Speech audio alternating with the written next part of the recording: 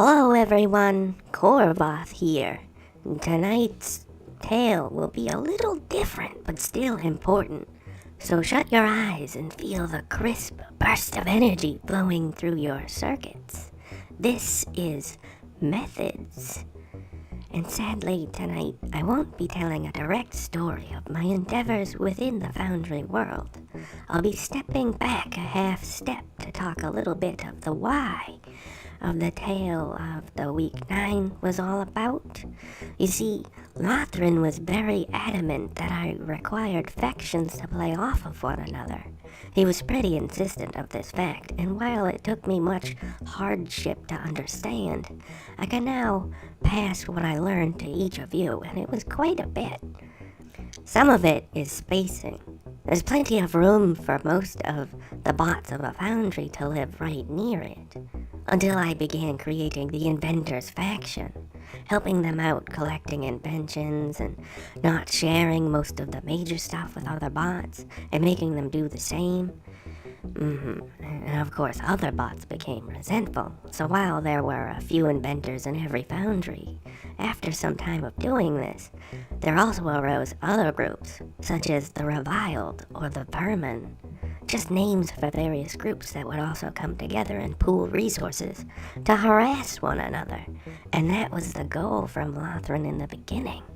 These groups typically occupied space near one another to ease their harassing raids on each other, but not as close as the typical shacks, and they would set up in clusters of their own tribe.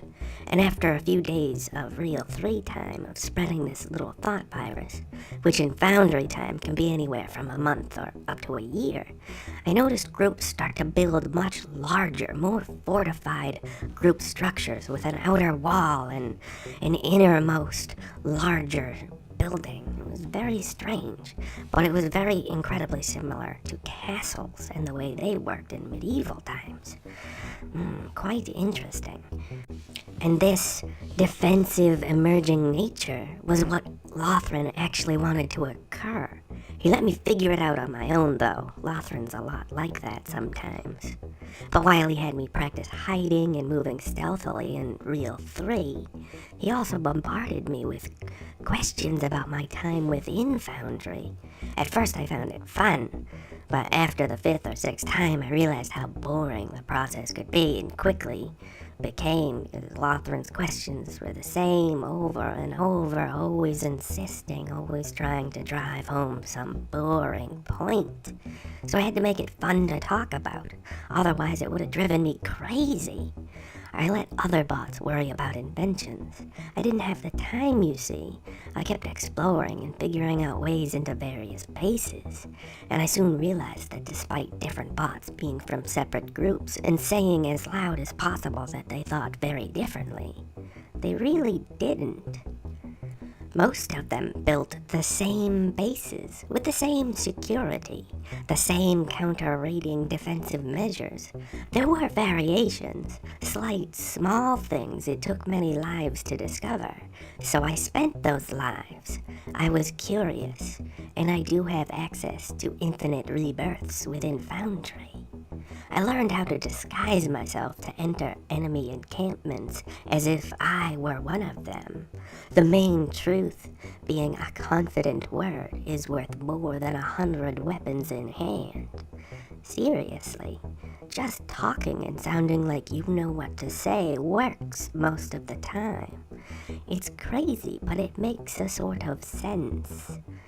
There's so many bots coming and going always from these large bases, so it's pretty difficult for most of them to keep track of who is who.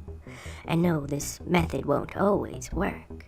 Say if you're in a vault and somebody catches you where you're not supposed to be, it's going to be a lot more difficult to talk your way out of that one. But large, tremendously large but I've talked my way out of a vault before as well. Didn't make it out of the base, though. Someone found me with contraband and blew the circuits out of my metal skull. But I was steps from freedom. See, this is the reason Lothran was so adamant that I create these factions. It allows me to practice in a realistic fashion the life and methodologies of an actual infiltrator, with the lessons of crushing failure, but the benefit of perpetual repetition. Even the inventors have begun to lose trust for me, and this serves Lothran's aim as well, because now all of the factions are inventing their own innovations and stealing them from one another in ever-increasingly inventive ways. As more factions emerge, they push out further towards the towers, vying for their own space to function, creating their own visions of how to help themselves. It's saving me a ton of work, and I get to practice how to enter and leave fortified positions as often as I want. Practice for the towers when I eventually try to plumb their depths. And you know what? Nothing else in life can match the surge of furious energy racing through your circuits as you wonder whether or not you're about to be found out and killed on the spot for your transgressions. I hope to see you again to regale you with a tale of one such infiltration exploit. But now we must go our separate ways. A pleasant greeting and a fond farewell to each and all. Please leave all your comments, questions, and kindnesses down below.